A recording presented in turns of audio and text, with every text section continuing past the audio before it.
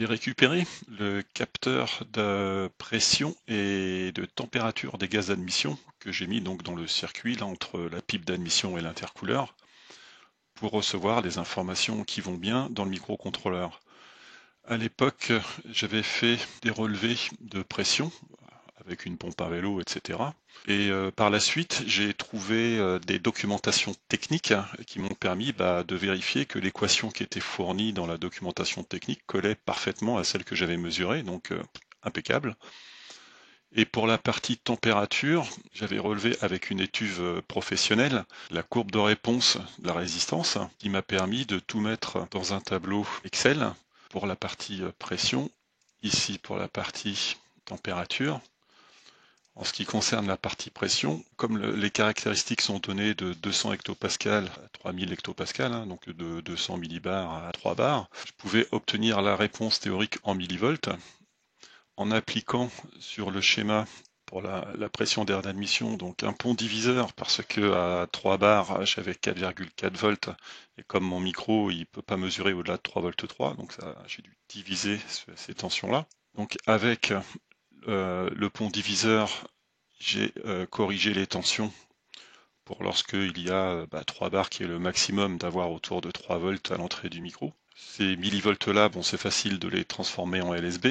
Donc là, j'avais toutes les caractéristiques d'entrée et de sortie pour définir les coefficients A et B de la droite affine de réponse de ces caractéristiques-là, que j'ai élevé à la puissance 2 exposant 19 pour augmenter la résolution vu que je travaille que en binaire. Donc j'ai donc récupéré les deux coefficients A et B là-dessus que j'ai pu intégrer donc, dans la routine de calcul de la pression d'admission. À chaque fois qu'on appelle cette routine-là, on récupère la moyenne sur 1024 valeurs qui a été mise à disposition par la routine DMA. On compare avec le seuil ici minimum et on regarde là-dessus, ça correspond là à ces 288 LSB ici, donc c'est la pression minimum. Ensuite, on comparera avec 3686 LSB qui est la pression maximum. Donc la pression minimum ici, on génère un code d'erreur et on retourne la butée au niveau du logiciel. Sinon, on vient continuer, on vient comparer la valeur maximum, on définit l'erreur aussi avec un code d'erreur différent. Et si la mesure est bien entre ces deux fourchettes-là, on récupère le coefficient A qu'on multiplie avec la valeur mesurée, on additionne avec la partie B, on fait le décalage pour retrouver les valeurs qui vont bien, puisqu'on avait élevé à la 2 exposant 19, donc on fait un décalage arithmétique sur la droite pour retrouver les bonnes valeurs. On fait l'ajustage de la retenue ici en observant la carie. On va transformer cette valeur-là en valeur hexadécimale, mais qui représente du décimal, qui permet ensuite d'aller afficher ce qui va bien dans une routine qui gère l'affichage un peu plus loin. J'utilise un mano de turbo qui mesure jusqu'à 1 bar de dépression et 2 bars de pression. Je l'ai relié par l'intermédiaire d'un tuyau au capteur et à une seringue pour pouvoir mettre de la pression dedans.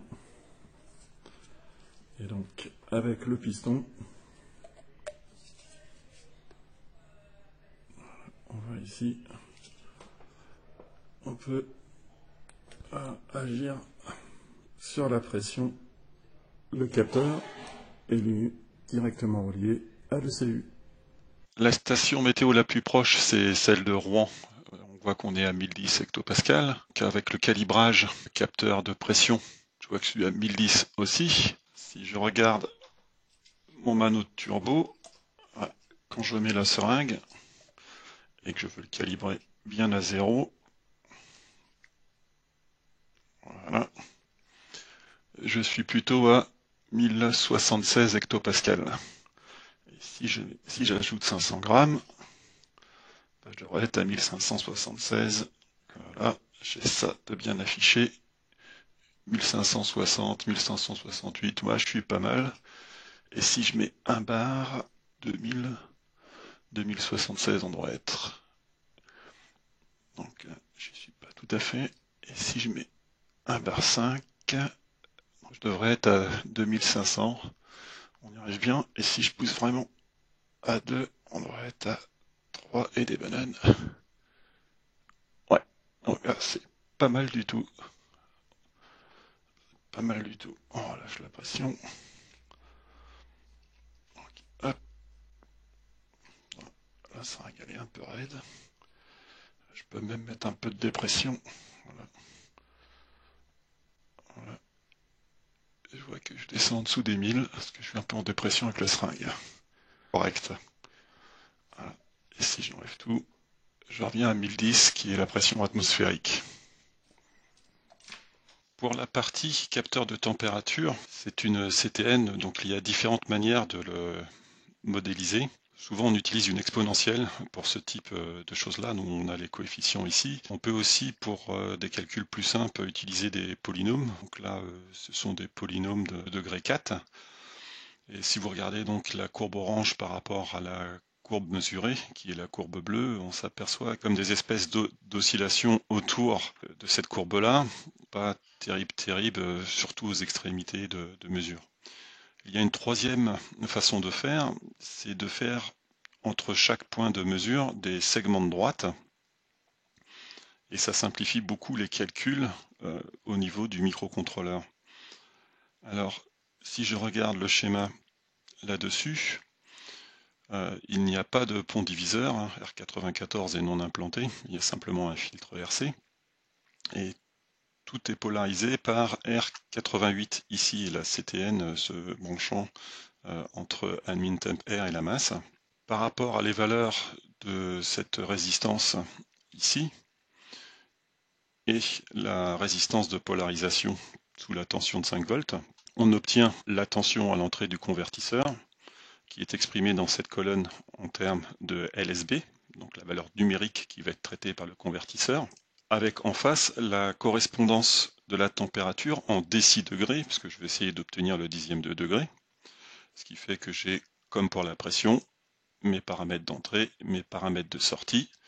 Mais là, plutôt que d'avoir un seul coefficient, vu que la réponse n'est pas linéaire, je vais avoir 1, 2, 3, 4, 5, 6, 7, 8, 9, 10 coefficients A et B qui vont me définir 10 droites affines. Donc je fais exactement la même multiplication à 2 exposant 19 et j'obtiens mes 10 paires de coefficients là-dessus que je vais pouvoir rentrer dans le soft. On voit une table ici, donc avec tous les coefficients qui sont donnés de la température la plus élevée vers la plus basse, avec un rappel sur la fin de tableau ici, la température mine, et on fait donc un calcul qui est cette routine ici, qui consiste à prendre la valeur actuelle au niveau du convertisseur, à lire la valeur de température la plus élevée, avec une post-incrémentation sur le registre R1 qui sert de pointeur sur la table, comparer avec la valeur max. Si c'est la valeur max, on génère un code erreur, on bride. Alors comme les températures peuvent être négatives, il y a aussi un registre qui définit le signe. Lorsque la température ne dépasse pas le seuil maximum, on va traiter les autres points. Donc on va charger un triolet de valeurs qui consiste à prendre la valeur de seuil de température, les coefficients A et B, et de comparer avec la valeur actuelle. Et en fonction de ça, si on n'obtient pas la bonne valeur, on recharge le triolet d'après, et ainsi de suite. Et si on arrive à la fin, R5 contenant la butée de température minimum, on génère l'erreur comme quoi la température est trop basse, qui est de moins 20 degrés, avec le code erreur spécifique 1, 2 étant la valeur trop élevée. Si on arrive à atteindre un coefficient qui va bien, à ce moment-là on le traite, on multiplie A, on additionne B, on gère le signe, et on continue le calcul. Alors si le résultat est négatif, on le remet en positif ici. On fait la division par 2 exposant 19, on gère l'arrondi, on fait la conversion de la valeur en décimale représentée sur un nombre exact pour pouvoir être mis dans la routine qui fait l'affichage. Pour tester ce que donne cette modélisation, eh bien on active le menu J. Voilà. Donc on voit que c'est affiché en décidegrés, donc là dans les 22 degrés. En parallèle de la sonde de ce capteur-là, j'ai mis un thermocouple K et l'appareil qui permet de faire cette mesure-là. Donc voilà la sonde. Ah, il y a un autre fil qui apparaît.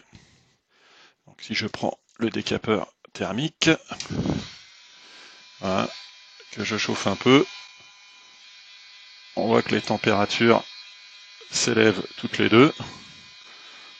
Au-delà de 80, ça bloque l'information. Le plus dur, c'est de mettre les deux sondes en contact pour qu'ils donnent à peu près les mêmes valeurs. Là, on voit 40 et 40 à l'afficheur, donc ça suit bien, donc c'est assez correct au niveau de la modélisation, du moins pour les températures positives, puisque ce qui est indiqué avec le thermocouple K est à peu près la même qu'avec la CTN, donc bien joué. Maintenant pour les températures un peu plus froides, je vais utiliser une bombe à froid. Hop, on commence à avoir des températures négatives. Alors, ça va être peut-être un peu plus délicat au niveau de la mesure, vu qu'elles sont pas, les sondes ne sont pas solidaires. En tout cas, on voit qu'à moins 20, c'est bridé. Ah, là, on voit que la CTN, elle commence à bouger, alors qu'au niveau du thermocouple, c'est pas ça. Elles sont à 0 là tous les deux. Ouais. Le problème, c'est les inerties thermiques. Donc là, elles sont à 0 toutes les deux. On va essayer de les refroidir simultanément. Moins 10, presque moins 10 sur l'autre. Donc voilà, c'est pas idiot comme mesure.